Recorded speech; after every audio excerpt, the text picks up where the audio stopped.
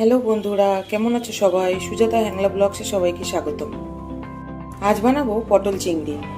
পটল আমি খোসা ছাড়িয়ে টুকরো করে রেখেছি, আলু খোসা ছাড়িয়ে টুকরো করে রেখেছি, একটা টমেটো আমি কেটে রেখেছি, একটা পেঁয়াজ আমি কুচিয়ে রেখেছি, আর দেখো কিছু কাঁচা লঙ্কা আমি কুচিয়ে রেখেছি, আর চিংড়ি মাছ ধুয়ে পরিষ্কার করে আমি হলুদ মাখিয়ে রেখেছি। তাহলে চলো বন্ধুরা, রান্নাটা শুরু করা যাক। গ্যাস অন করে নিচ্ছি,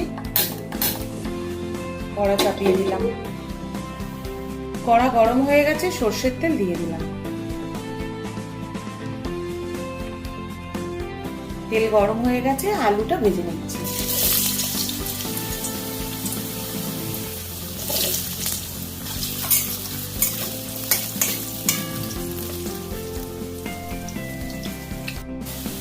আলুর মধ্যে সামান্য আমি একটু নুন দিয়ে দিলাম।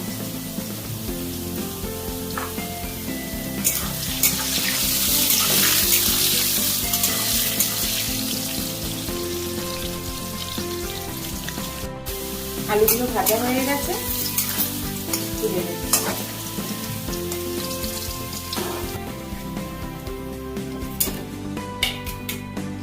ওই তেলেই পটলগুলো ভেজে নিচ্ছি।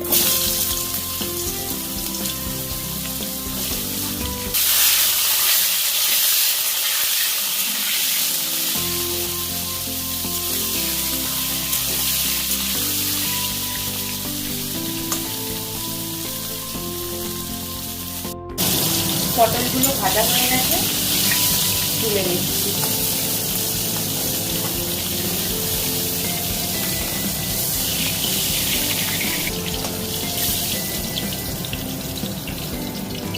ওই তেলের মধ্যে জিরে ফোড়ন দিয়ে দিলাম।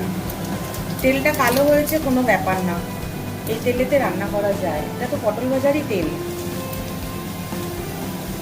একটা তেজপাতা দিয়ে দিলাম, একটা শুকনো লঙ্কা দিয়ে দিলাম,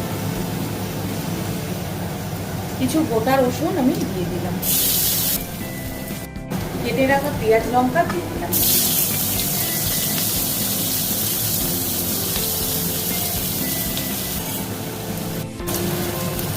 সামান্য একটু হলুদ দিয়ে দিচ্ছি,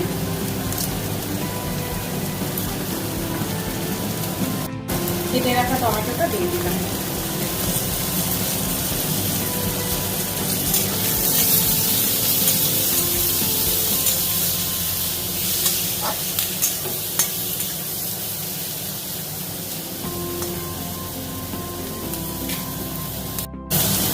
স্বাদ মতো নুন দিয়ে দিচ্ছি।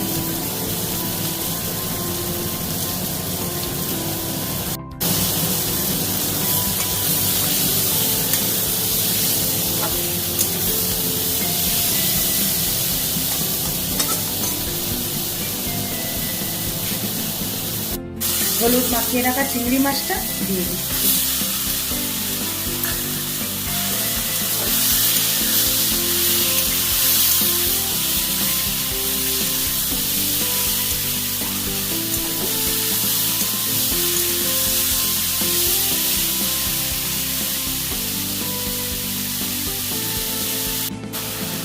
সামান্য একটু আদা বাটা দিয়ে দিচ্ছি।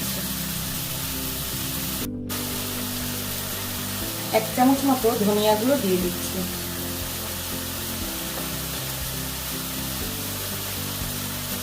1 চামচ মতো জিরের গুঁড়ো দিয়ে দিলাম।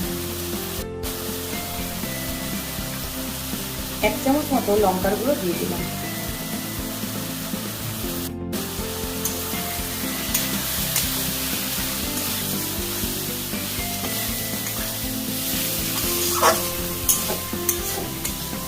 চিংড়ি মাছটা যদি এরকম সময় দাও, তাহলে চিংড়ি মাছটা খুব সফট থাকে আর টেস্ট থাকে। আর আগে যদি ভেজে নাও তাহলে একটু ছিবড়া ছিবড়া হয়ে যায়। ভেজে রাখা আলু পটলটা দিয়ে দিচ্ছি, ভালো করে কষে নেব।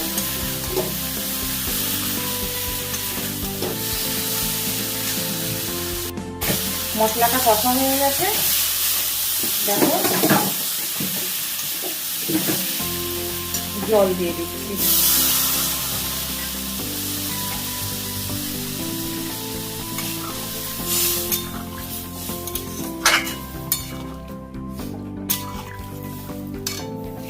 10 মিনিটের জন্য ঢাকা দিয়ে দিলাম। 10 মিনিট হয়ে গেছে, ঢাকাটা খুলছি।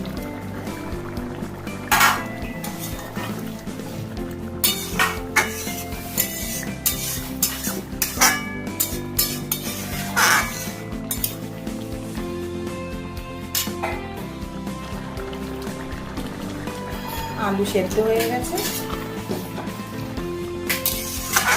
2-3 মিনিট একটু ফুটবে। পটল চিংড়িটা রেডি হয়ে গেছে। দেখো এরকম একটু রসা রসাই নামাবো।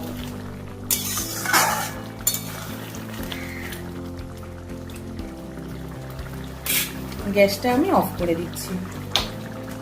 তাহলে তোমরা দেখলে তো বন্ধুরা কত সহজে পটল চিংড়ি হয়ে গেল। দেখো কত সুন্দর কালার হয়েছে। তোমরা এইভাবে ট্রাই করো, সবার খুব পছন্দ হবে। নতুন কোনো ভিডিও নিয়ে নতুন কোনো রেসিপির সাথে তোমাদের সাথে আবার দেখা হচ্ছে বন্ধুরা। ততক্ষণ সবাই ভালো থেকো। টাটা বন্ধুরা।